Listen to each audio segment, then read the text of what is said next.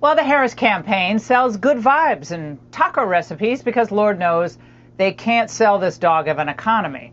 And although celebs may be on Zoom singing her praises, Kamala Harris and young voters, well, can they use good vibes to pay their rent or buy their food or get ahead?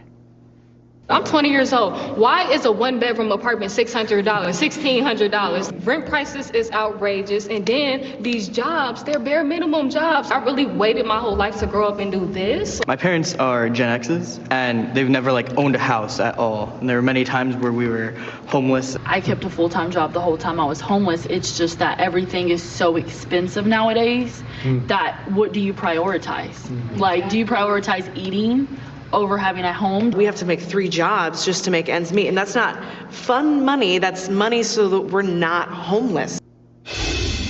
This is heartbreaking to hear. The question is, do these young people really think a President Harris will revive their prospects with policies like price controls? Joining me now, Dave Ramsey, personal finance expert, host of the fabulous The Ramsey Show. Dave, great to see you tonight. Okay, price controls. Talk to young people for a moment. Is that going to fix this problem, dig them out of that financial hole? No, because it's artificial. It's not sustainable because it's artificial. If you just put a lid on something, and if you want to explore what really happens, just go back to the 1970s. We tried it. There was a whole movement for price controls across everything because inflation was out of control and rampant, just like it is now. And so it's been tried. It does not work. What works is to flood the market with supply. Lots of oil means lower oil prices. Lots of labor means lower labor prices. Lots of whatever means lower prices.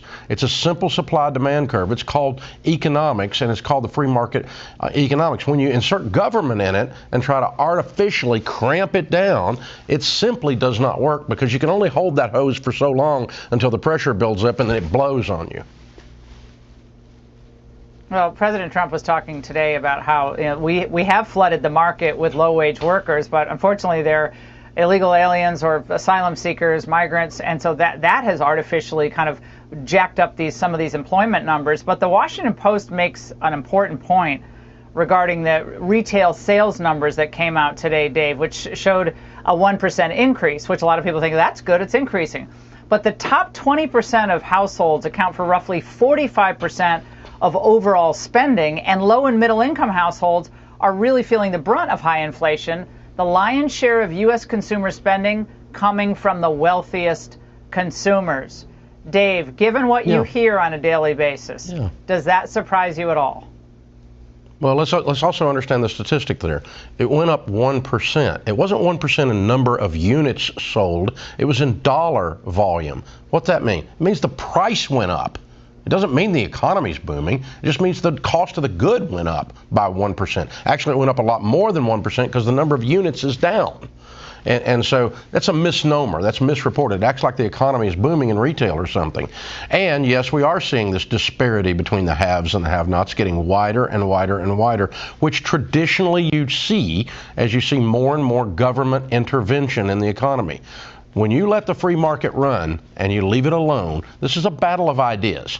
When you let the free market run and leave it alone, it will find equilibrium, and it works to the advantage of most everyone when you do that. When you insert government in it and you say, I'm going to do price controls, I'm going to protect you from high grocery prices, it's simply not sustainable, and it causes more problems than not. All we got to do is go back and look at the mess of the supply chain in COVID and see that exact same thing unfolding there. And so if you want to help the little man, let the market run. Yeah.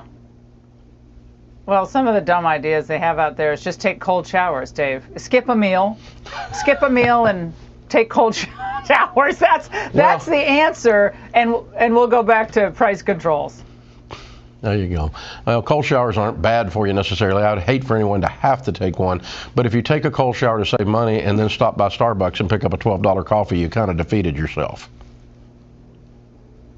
Dave, it is so great to see you. It's been way too long. Come back soon. And thank you so much. Hey. Not ER. What's your favorite curse word? I can't say it. It starts with an M and it ends with a.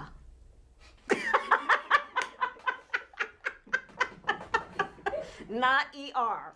What's your No.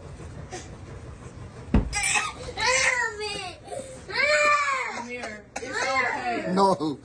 That nigga just fake that shit. That nigga is a fucking dramatic ass